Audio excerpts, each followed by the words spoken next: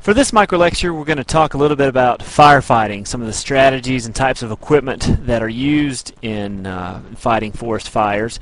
And because the perspective of forest fires has changed over time, with prescribed burning becoming more prevalent and firefighting strategies evolved, there's a number of different elements to discuss related to firefighting strategies. Over time, or in the last 100 years or so, forest fires have actually dropped. In the earliest part of the century, forest fires were much more frequent, with as many as 500 fires reported per day that apparently burned up around 20 million acres of forest annually. Today, only around 1.5 to 2 to 4 million acres have been burning in recent years due to advancements in fire prevention techniques and also fire prevention strategies and educational campaigns like the Smokey the Bear. The 5 major causes of fire on national forest lands or forest lands in general are arson, debris burning, lightning, machinery, and actually smokers. A lot of people think that campfires cause a majority of forest fires, but that's simply not true. Only about 3% of all forest fires are blamed on accidental campfires. Actually, arson and debris burning that gets out of hand make up the lion's share of the major causes of forest fires. There are 3 elements to the fire triangle that are used in firefighting theory or firefighting strategy. If you're able to take out one of those corners of the fire triangle, you'll be able to put out that fire. And any fire needs 3 things. It needs a fuel, it needs something for ignition, and it needs enough oxygen to keep it going. So if a firefighter is able to get rid of one of those corners, you'll be able to put out the fire. There are different levels of humidity versus ignition risks that are taken into consideration when for firefighting activities or prescribed burning, and also to gauge the threat of fire on national forests. You may have seen the fire risk signs or fire danger signs posted outside of your national forests, and basically they have a lot to do with humidity, drought, and wind speed. Any humidity over 95% poses little to no risk of a forest fire. Humidity levels of 45 to 60% are still a low hazard, but at the lower end, at that 45% range, some campfires can become dangerous if they're high winds, or if for some reason a campfire were to get out of hand. But that is a good range for doing prescribed burning. 35 to 45% humidity is the ideal condition for prescribed burning.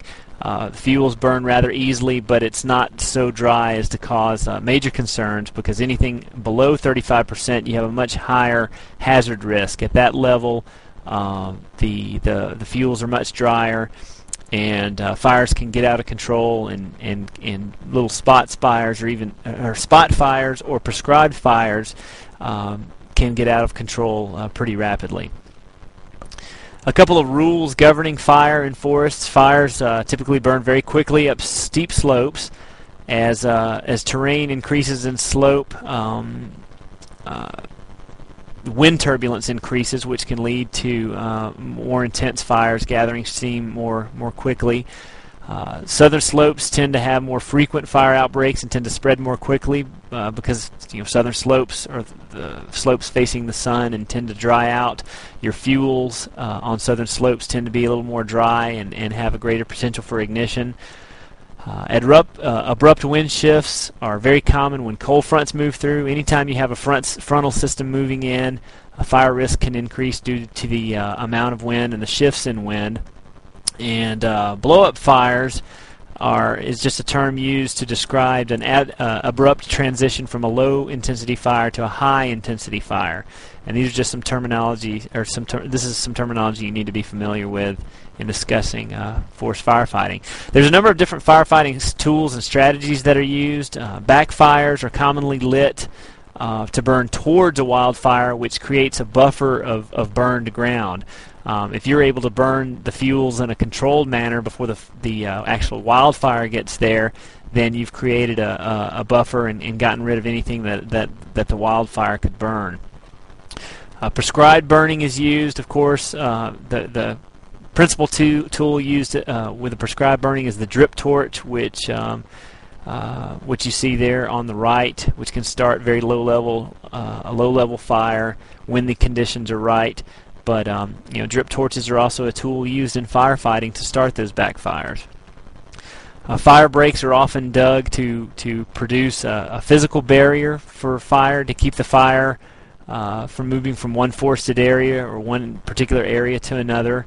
And these types of gullies are either cut by hand or with small equipment. You're basically just making a physical boundary to keep fire from jumping from point A to point B.